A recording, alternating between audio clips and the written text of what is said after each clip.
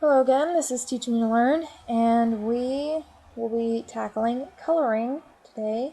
Some of you may recognize this character. We drew him in the last video of how to draw an anime, manga, cartoon cat, and today he will be getting some color. Now, before I started this video, I checked to make sure I didn't have any gaps in my pencil, which is very important for the tools that we're going to use. Now this is mainly geared towards digital artwork, but this can be transferred to traditional if that's what you're using. I suggest colored pencils, that's easiest for me, but if not, use whatever you like. This is more of a markings than a tutorial of how to color. I'm assuming most of you know how to use a fill bucket. If not, there are other tutorials for that. So if you are using a layer-based program like Photoshop, which is what I'm using now, then you're going to need to create a new layer underneath your line art but above the background. So it's going to be in the middle. If you are not using a layer-based program such as MS Paint, then that is fine. Some of these things are not going to transfer as well, but as most programs will, as long as you have a blur tool. Now, if you have MS Paint, some of the tools I use will not. You will have to find another way to do that. I haven't extensively used MS Paint in a long time, so I don't know how to assist with that, but most of the basic things I will be showing you will be able to transfer to any program you use or traditional artwork. So we're going to start with a base color, and I'm going to use brown, a light brown, so that you can still see the line art and all the markings, and it doesn't really matter what color I use. So we're just going to fill in everything, and I'll go back and get the toes in just a moment. So once we have the base color filled, I'm going to create a new layer. Reasons why is because I would like to affect the markings less than the basic color, and sometimes when I use the fill bucket on Photoshop, it fills up everything even though I only want it to fill a certain section in a different color, and it's just a glitch and it happens to a lot of people. So I'm going to create a new layer on top of the base color but below the line art. And this is a suitable character right now, just a solid color. Now, a few things I'm going to show you are toes, socks, and face markings. And I'm just going to use a lighter color, not white, even though white would probably be the color that would be used, but I want you to be able to see what's going on. And so I'm going to add toes first, which are personally one of my favorite markings. And basically, it's where the toes are basically just another color. And we can fill that in there, and then just fill in the toes, like so. And just about every step I show you will be a suitable character for character markings. Now, these are toes, and then we have socks, which are generally shorter, not necessarily as short as toes. There are always, we have socks, which I'm going to do on this foot, which are basically anywhere from about halfway down. That's a lighter color. And then we have paws, which are just the paws that are colored here. Generally, you will only have one or two of these markings, and generally separated between the front feet and the rear feet. So technically something like this would probably not naturally occur. Now that doesn't mean you can't use it, of course, there's always somebody that will. And then you can always just do a full leg color, which on the rear foot it would look something like this. And then on the front foot, there are a couple of ways to do this. I personally don't do a whole foot color, a whole leg color in general, but I generally will end it at the shoulder, right here. And that is one way to leg mark. Now this one is more specifically for the hind legs, but you can do it on the front legs if you wish.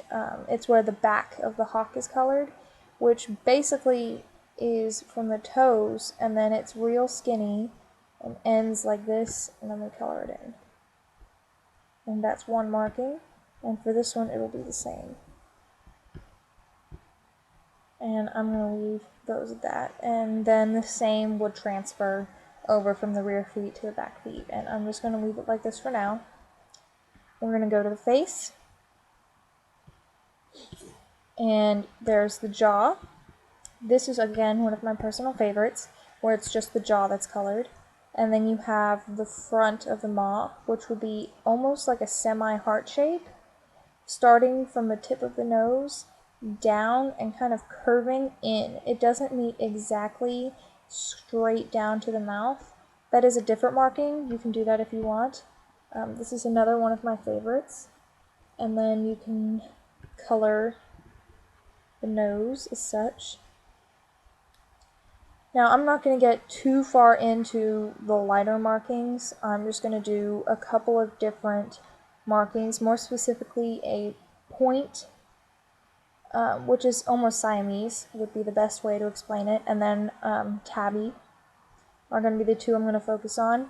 And so I'm just working on the lower ends right now. We're going to do an underbelly, which I personally like doing chests, just the chests, which would be about neck to the legs, and then coloring nothing else,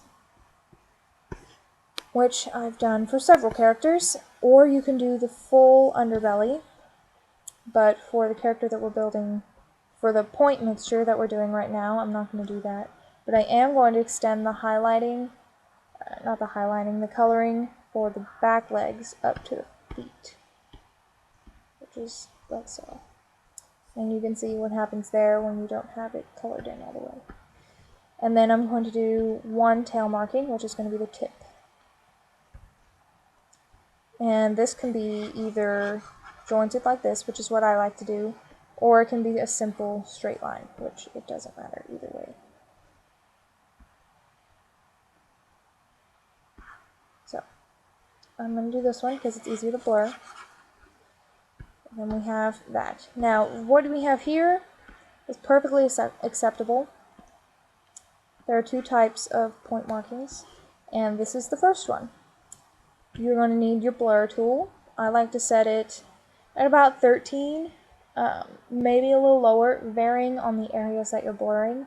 Now, again, if you have MS Paint, this isn't going to transfer as well because it doesn't have a blur tool, but if anything like GIMP or Photoshop or Psy or anything else you have, this will transfer well. Now, the first thing we're going to do is, again, this is why we have it on a separate layer. We're going to simply we're going to start going out, like so, and then we're going to go back and push it in until it's a bit blurred, basically, of what is what, because you can see it's lighter along this side, but then it kind of fades out fairly well over there. And then we're going to do the same thing for the legs, starting going out.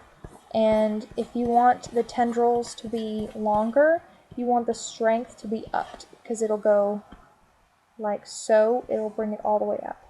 Now I don't like that. I generally keep it around the 70s or the 60s, and that will kind of feather it out and make it very nice. And then we're going to push it back down. And we have that, and then we're going to do the rest. The same thing. Now this, you want it to curve just a little bit, not too much. And then curve it in. Now you do not want the tendrils to go in like this. That's not what we're looking for. We're looking for them to come out and then like gently be blurred inward. And then it's just kind of it fades in almost is what we're looking for. Now the tail is fairly easy. It's the same way, especially since it already has tendrils for us to use.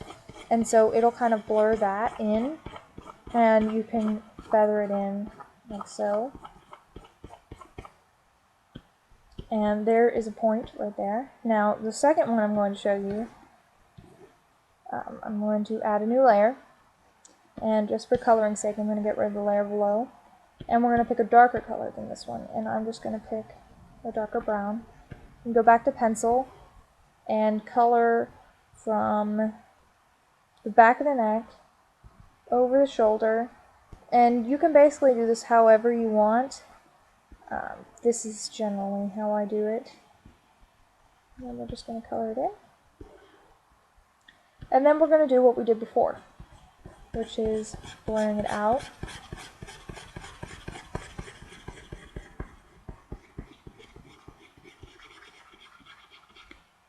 And then blur it up.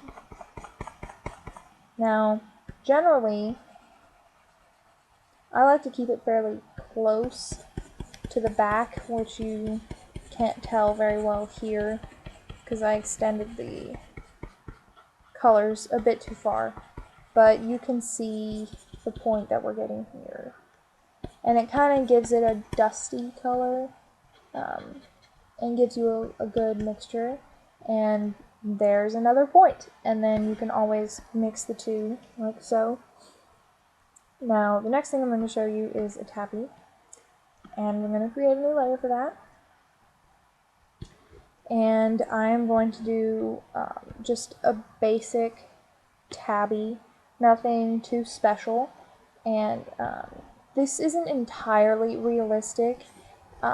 Genetically speaking, all tabbies have this sort of marking on their forehead. And I don't particularly like that. And so I decided to can that altogether.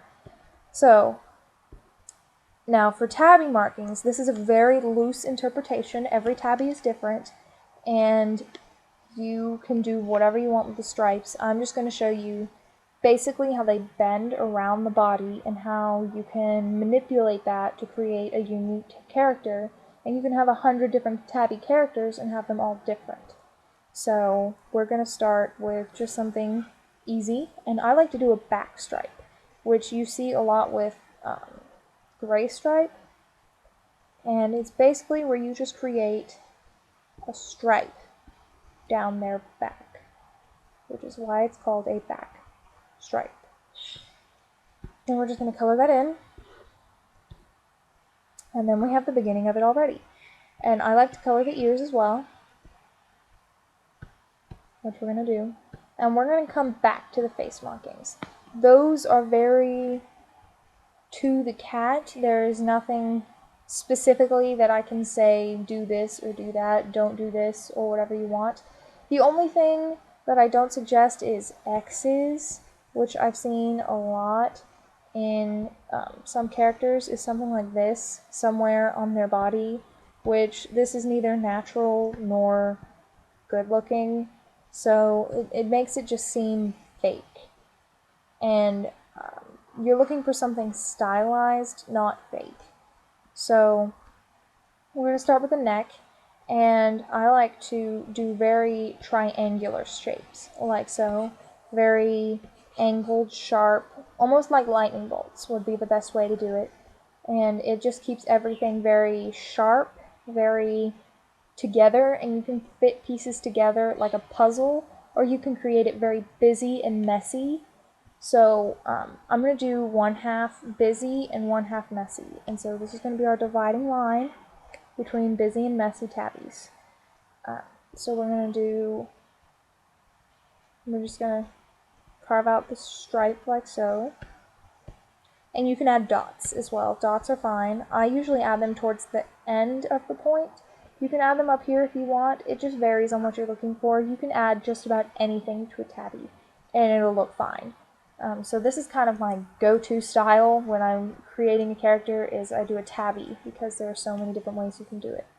Now for shoulders, I like to do something creative and kind of identifying, and so I usually create a single line down and then carve it up. And it's different for every cat, so just kind of do what you want. Just kind of curve it, move it around, and since it's a a collected tabby, or a busy tabby, I guess you could say, is all the pieces are going to fit together like a puzzle. And so when this curves down, here, when this goes down like this is going to come up and around, like if you were to push the pieces together, they would fit together. Mostly. You know, obviously there's a little bit here that doesn't go quite right, but overall it's going to be very good. And then I like to curl or circle, or you can do very rounded, very angled, very whatever you want. And then the ribs, now, something you want to keep in mind is ribs bend. If I were to draw the ribs, we would have ribs like something like this. And which means that ribs bend. And so right about here it's kind of a circle, almost, very rounded here. So you want to make sure the stripes curve inward and get a little smaller. So we're going to go back to this. Now I'm going to go down, and then I have it sharp angled inward, and then come back up. And then I'm going to do the same thing, just again. And then I'm going to add some spots here, because I like spots and kind of want it all to look nice. Before I get into the messy tabby, I'm going to do the legs. Now, I generally end leg markings right about here, and generally just with a stripe like that. That's just my personal preference, and that's how I like it to be. You can extend stripes all the way down if you want, though. You can have it go all the way down, you can have spots, you can have triangles, you can have curving lines. Just, this is basically your interpretation of whatever you want. Another thing that I don't like to do is I don't like to mimic the stripes on the inside of the leg. So right here, you won't see anything. Now you can do that if you want. A lot of cats actually do have the stripes wrapping all the way around their legs. And do whatever you want, whatever makes you happy. That works for you. Now we're going to get into the messy tabby. This is where it's kind of all jagged and not quite fitting together like it could. Like, we're going to do this. And they just give a different attitude. Like, if you want a cat that's more flowy, more elegant, someone that's supposed to be very pretty, you might go for more of an organized tabby here. But if you want someone that's supposed to be more wild and crazy and will do just about anything, you may want more of a messy tabby. And they each have their own appeal. You can do anything, basically. And so we have that, and you can see the clear separation between the different stripes. If we were to take this out, you can see that there's a difference. And it just varies on what you want. We're going to move to the tail now.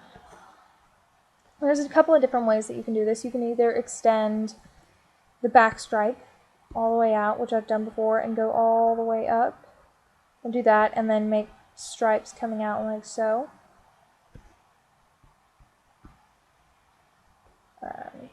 Again, you can see that I didn't complete the circle all the way.